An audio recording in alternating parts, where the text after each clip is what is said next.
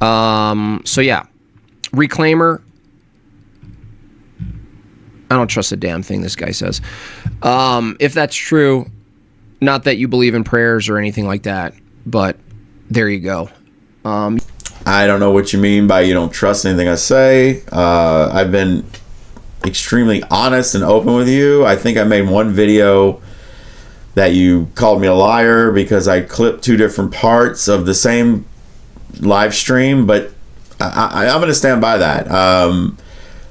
The reason you keep talking about evolution is because of your religious worldview. I don't know why you're trying to run from that. So thank you for the prayers, by the way. No, I don't think they do anything, but I think they're just an expression of sympathy, which is cool. The guys in your chat were cool about this. I didn't bring up my dad for sympathy or anything.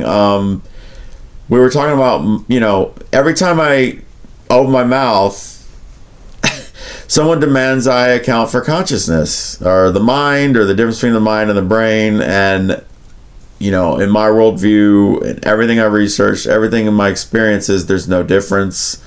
I brought up my dad because it's a powerful, strokes in general, just like brain damage and a lot of other things. If our consciousness is our soul, and I don't know if you guys are saying that this soul dictates the person we are. Is it a blank slate when we're born? I'm not sure about that, but if our consciousness is the soul and it doesn't come from the brain and it's a metaphysical gift from God or whatever, then my dad's stroke, what was so shocking to me and my sister is it's changed everything about the man. This is a stranger now wearing a dad suit. I don't know who this man is. I could go on for hours, but that's what's so shocking. And medically, I understand. A blood clot. You have stroke. There's some damage to the brain.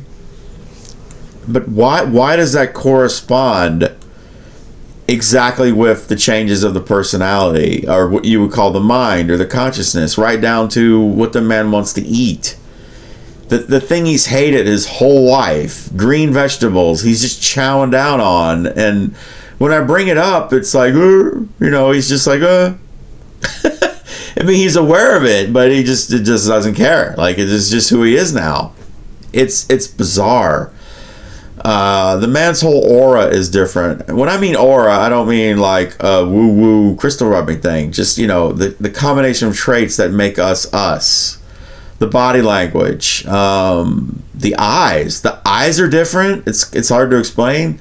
Just the way he looks at you, just his eyes are different. It's just... we've been dealing with this since last year. I'm still getting used to it. He's got a series of them. They look like firecrackers on the MRI, but that's the thing. I keep looking for some evidence for your worldview on consciousness, as far as something that we can identify is mind independent, is brain independent. Right? Mind-body independence is what we're looking for. That's what you guys constantly keep claiming. That consciousness is this unexplained phenomenon. No, it's not what the brain does. It's not from the brain. It's not in the brain. It's just, So like, where is that? And why does our worldview so perfectly account for everything? I did a deep dive. I was going to make a video, but I suck at making videos, and the information is overwhelming. Everything we know about neuroscience just confirms that whatever we call consciousness is just an emergent property of brain states. And I think in that same stream, you're like making fun of emergent property, which is, I don't know, if in our worldview, that's just another way to say this sum of parts generates an effect X, like a magnetic field, right? Like, magnetic field is just an emergent property of magnetism. It's not some woo-woo mystical thing. It's just, so anyway, So yeah, I keep getting challenged by you and the guys in your chat, who are very cool, by the way. Very cool this time about my dad, and I appreciate that. But again, I'm just...